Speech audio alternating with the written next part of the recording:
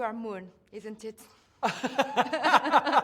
You are Moon. I suppose I do have things in common with him. I'm ambitious and naive. I think naivety is a big part of getting things made. If you knew what was coming, then you wouldn't do it. I always think it's going to be fine. And then you realize, oh, it's difficult and it's hard and everything's harder. But yes, I have a lot in common with that little koala. Okay, thank you. This one is even more hardy than the first one. What was the creative process? What changed the... The process of creating this story began before we'd even finished the first movie. We started talking about these characters and where they would go. Well, they would try to go to the ultimate show business capital of their country. Like you would if you were an actor, you'd want to go to Broadway. If you're a singer, you want to go to play in Madison Square Garden. These characters wanted to go to that equivalent. And so, it was about thinking what those characters would go through, the drama that they would face, but also the new characters. Like, okay, if you're going to have a big rock star, what's his story? And it became the story of a recluse, a legend who has disappeared. And then you find out why. And that it's all these things are things we're considering at the same time as what will the music be. And for that character, it was important that it was a story about grief and healing. And that's why Bono and the music of U2 was just so perfect for it. Yeah. It is. Did you immediately think to Bono for the character of Clay? Yes. Yeah, I mean, I didn't think he would say yes, but I can't imagine. It was just like Bono was that rock star, iconic rock star, and also those songs fitted so well with the story. I already knew my dream U2 songs that would be in the movie, but then he said yes, and so you can imagine how happy I was. I couldn't believe it. So we went on this journey together. He has been an incredible collaborator. Really wants to understand the process and do the best he can.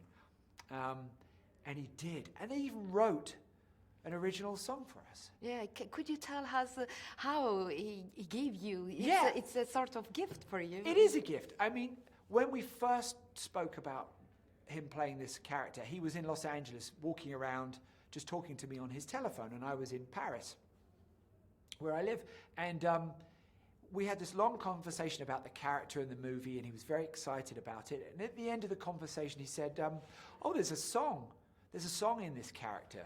I said, yeah, that would be great.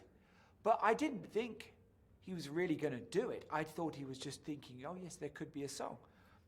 And then a few months later, we met to record his scenes for the movie.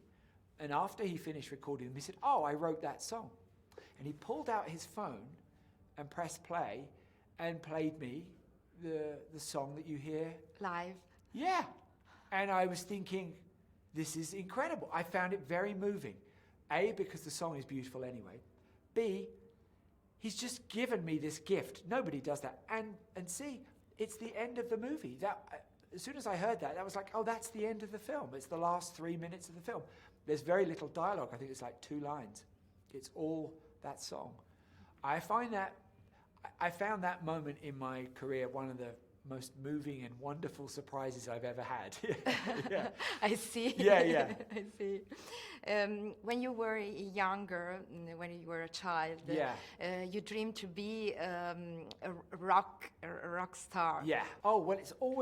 Music's always been my passion. And yes, when I was a kid, I wanted to be a rock star, but I also wanted to be a filmmaker. I also wanted to make puppets. I just wanted to do everything that was great. And but by making these films, I've been able to sort of combine a lot of my passions together. And I love working with a team. I love being part of a team. Did you have a thing to write some songs by yourself? Oh, that's right. No, I write little pieces of music in the film. I'm not a songwriter.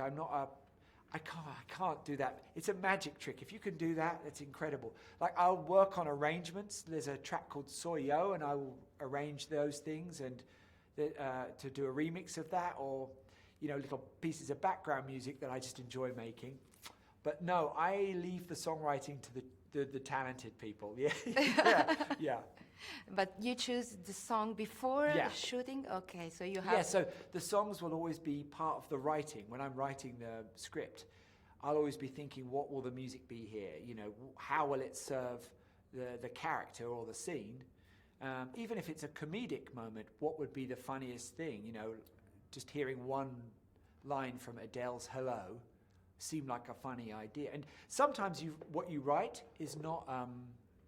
it doesn't work. You try it and you go, oh, it doesn't quite fit. It's not as you wanted it in your head. But at least you start with something that it's like a flag. You say, I need it to feel like this. Oh, okay. It's like an ambition. And then as we go along, we try different ideas. But yeah, it starts in the writing. Okay. Thank you very much. Thank you. Thank you. It's my pleasure.